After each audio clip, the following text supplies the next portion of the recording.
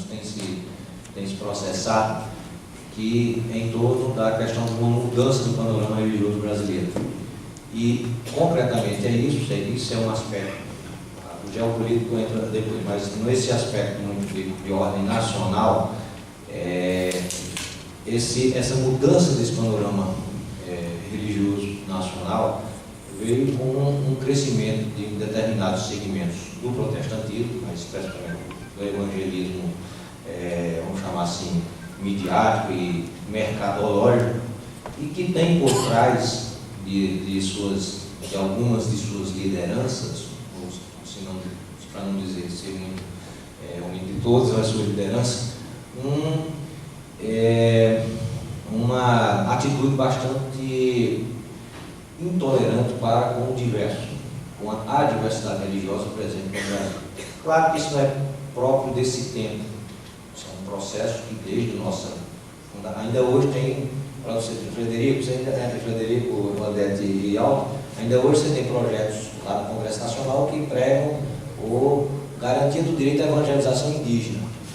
Então isso é uma afronta e algo que é inaceitável. Então, nesse contexto, tem se surgido no Brasil, tem insurgido no Brasil um fundamentalismo religioso de cunho cristão evangélico, e que por acaso de uns tempos para cá tem, por incrível que pareça, tem criado um diálogo ecumênico da pior espécie, em que ele dialoga com setores do segmento católico romano, de grupos extremamente conservadores e também fundamentalistas, grupos que atacam, por exemplo, o Papa Francisco, no sentido de unirem forças.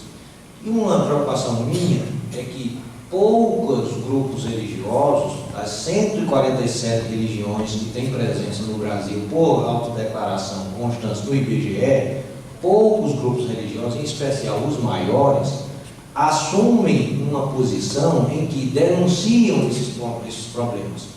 Assumem uma posição em que se contrapõem esses problemas de ordem, eu falo no sentido não só do ponto de afirmação das suas perspectivas religiosas, aquelas às quais dizem crer, mas também no campo social e político.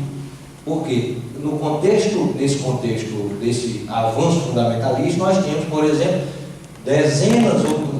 não são dezenas, são centenas de propostas que tramitam no Congresso em que buscam transformar o que é pecado para uns como lei e norma para outros, para todos, inclusive aqueles que não creem nessas leis e normas. Então, esta é uma situação muito complicada, só se agrava. E nesse contexto, quando a questão da ordem geopolítica advém de que, assim como no passado, já aconteceu isso, nesse processo, igrejas, movimentos religiosos, organizações ecumênicas, muitas vezes servem ou são financiadas, inclusive, para fomentar nos países ditos periféricos. Hoje nós voltamos a ser um país periférico, nos países periféricos, aquela perspectiva a qual desejam expressar. Então, é esse panorama ao qual, de certa maneira, fomentou, nós trazemos buscar pensar um pouco sobre esse tema. Aqui nós só temos pessoas maravilhosas de conhecimento, né? A começar o Frederico, né? Que há muitos anos, né? já participa aqui do Encontro da Nova Consciência, do Frederico, um morador. O professor Odete, que veio para morar aqui em Campina Grande, representa a comunidade Bahá'í Nacional, a qual nós atuamos muito em diversos temas, o espiritualidade em ação, junto com o Conselho Nacional de Igrejas Cristãs, etc. E nós, como o professor Aldo, que efetivamente é da uma entidade que, dando grande contribuição, já deu aqui para o evento Nova Consciência e ainda continua, que é a Sociedade Teosófica. Como foi bem dito no início, nosso querido Francisco tem, aliás, um compromisso à frente, e a gente não pensar aqui uma faixa de uns 15 minutos para cada fala, para poder ampliar uma discussão que possa reverberar, né? E ele tendo que sair, vai falar primeiro, tendo que sair, se não responder as perguntas, vai responder na próxima. Então eu já passo a palavra para Francisco e Frederico. Boa tarde a todos. alegria de voltar à Nova Consciência. Quero pedir também desculpas aos amigos, nossa amiga que vai utilizar a palavra. Eu vou perder a oportunidade de aprender, de ouvir as expressões, o pensamento que eles vão trazer aqui para a gente a respeito da temática. Então nós vamos fazer uma colocação, uma visão genérica da questão do fundamentalismo e trazendo também um grande abraço. Eu gostaria de começar para dizer até que a própria Nova Consciência, esse próprio evento, vem sofrendo uma fotografia um pouco disso aí. Eu já participei, como ele disse, aqui há bastante tempo. Posso até dizer que sou quase um patrimônio histórico tombado da Nova Consciência, desde de outras localidades, e tenho acompanhado as dificuldades, as batalhas, enfim. Einstein já dizia, com uma propriedade incrível, que é mais fácil romper um átomo do que uma consciência, ou um preconceito, melhor colocar. Mais fácil romper o átomo do que um preconceito. Esse é um ponto de partida interessante.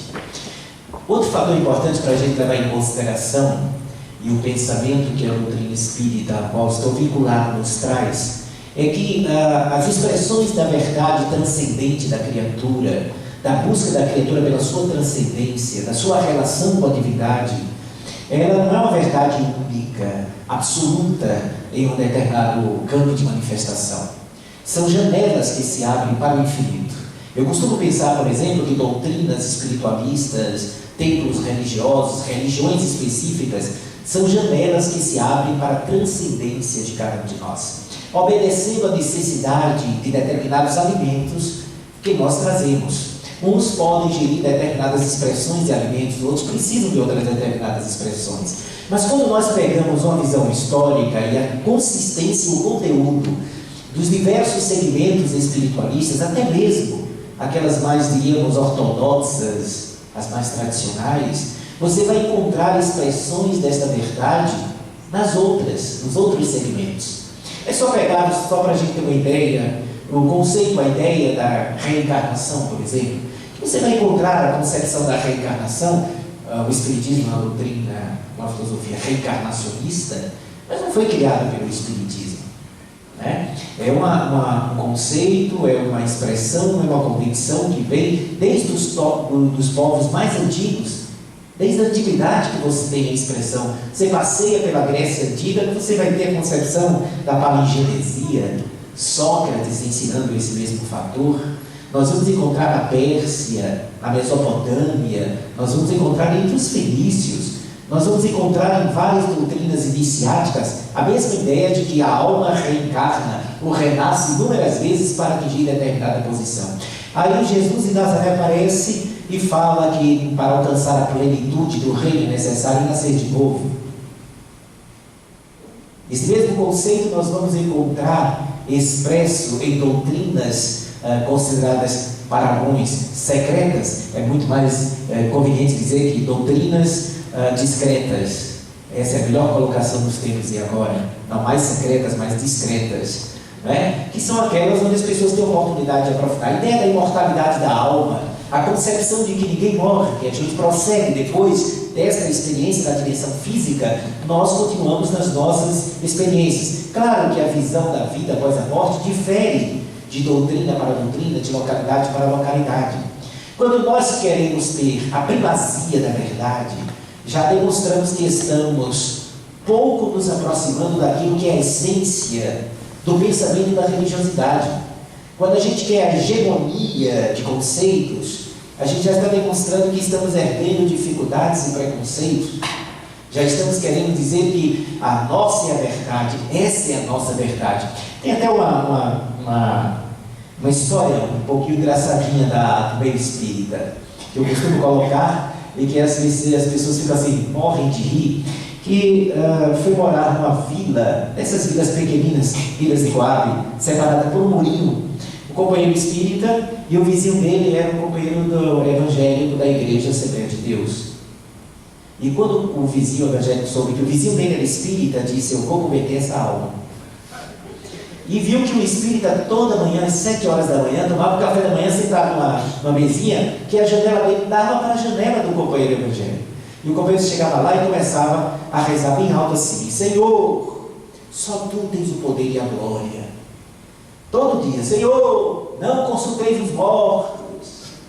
Senhor, poder pertence a ti. E o espírita, que não era lá muito paciente, já estava estourando. Com 7 meses dessa cantoria, um dia o companheiro evangélico acordou, ele estava desempregado há 6 meses, o evangélico, e não tinha nem comida naquele dia.